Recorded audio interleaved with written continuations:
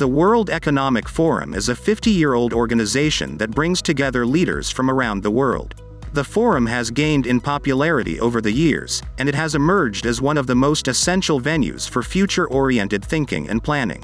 The primary objective of the forum is worldwide command and control, state interventionism and collectivism, rather than free markets and individual choice, are the most vital ideas that they hold onto in modern times. Globally, according to the WEF projections and scenarios, individual liberty and private property will be extinct by 2030, and the world will be a socialist paradise. But at what cost? And who is behind the World Economic Forum and what are they trying to do? Hello and welcome back to Crypto Cash Channel. Have you ever heard of the World Economic Forum? If you have, how deep do you think their roots reach? In today's video, we look at the possibility of there being a global government and how the WEF is taking over the world. But, first, before we go on, a sub to the channel would be very appreciated. Comment, share the video and don't forget to leave a thumbs up for the video. So, let's get into it. Individual liberty is once again in danger of being taken away. The World Economic Forum published 8 predictions for the world in 2030 in November 2016, in which it projected what will happen in the world in the future. According to the WEF scenario, the world would be a vastly different place than it is now since people's working and living habits will have changed considerably.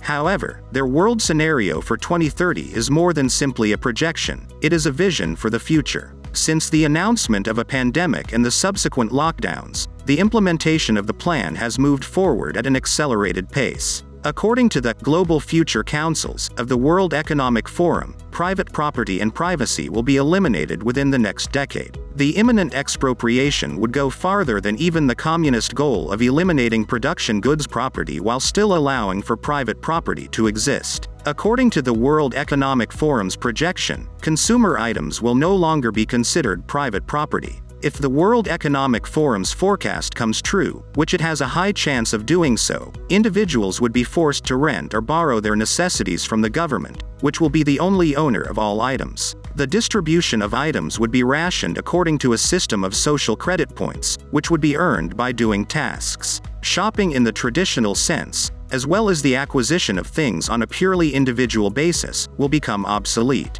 Everything a person does would be tracked electronically, and all production would be subjected to the strictest environmental and energy efficiency requirements possible. And because of the need for sustainable agriculture, the majority of the food supply will be vegetarian. Under the new authoritarian service economy, the government will provide the bare necessities such as shelter, food, and transportation, while the remainder will have to be borrowed from the government. The utilization of natural resources will be cut to the absolute minimum. It is proposed that a global organization, in partnership with a small number of key countries, establish the price of CO2 emissions at an unusually high level in order to discourage its use. Ida Auken, a Danish eco-activist who served as her country's environment minister from 2011 to 2014 and is currently a member of the Danish parliament, the Folketing, has written a book about the World Economic Forum in which she describes a society in which there is neither privacy nor property. By 2030, shopping and ownership will be outdated,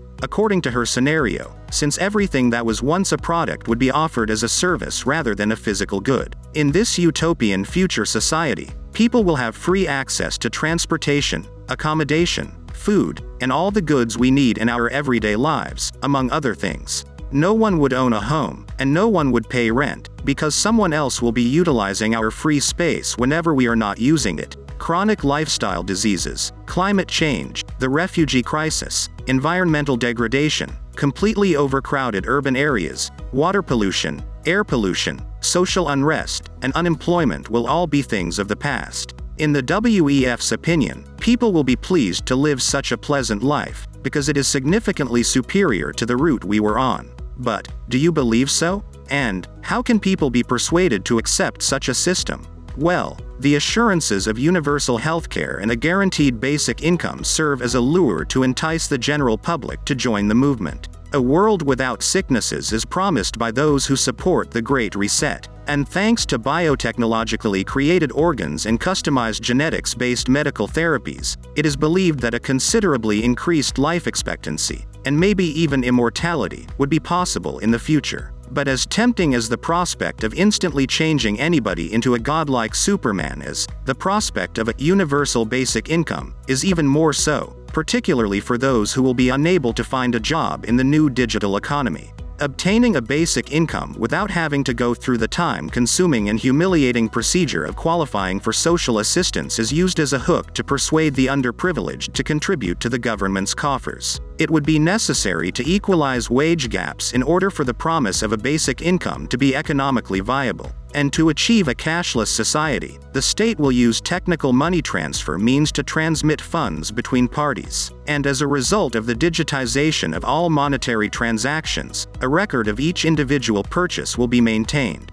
Therefore, government authorities would have unfettered access to information about how individuals spend their money, allowing them to track spending patterns in great detail. When living in a cashless society, an unconditional basic income would create the conditions essential for the establishment of a social credit system, as well as the capacity to discipline undesirable behavior while also identifying the superfluous and unwanted. But of all things, the World Economic Forum has been deafeningly silent on the question of who will be the leader of this new world order. In the short term, there is little reason to assume that the new power brokers will be compassionate, even if the top decision makers in the new world government were not wicked, but just technocrats. What incentive would an administrative technocracy have to keep the undesirables on board? What logical reasoning can be found in turning the typical individual into a superhero by a technocratic ruling class? It makes more sense to distribute the advantages of artificial intelligence to the broader population rather than retaining the money for a small group of people. Hence, in order not to be deceived by utopian promises, a critical evaluation of the plans must decide that the average person would have no place in this new society and would be imprisoned alongside the unemployable, feeble-minded, and ill-bred.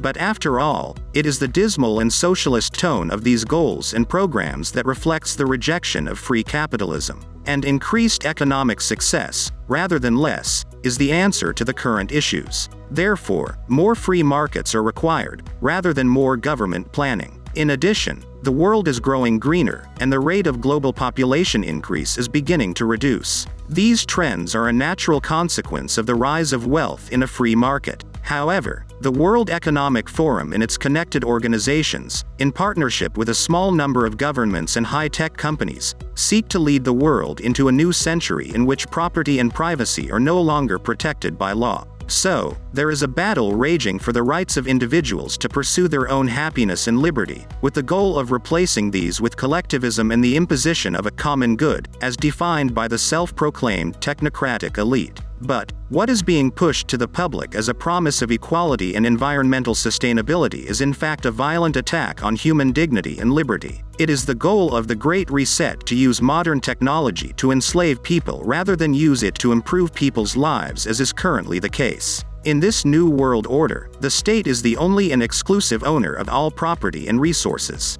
And this is what we refer to as a shadow government.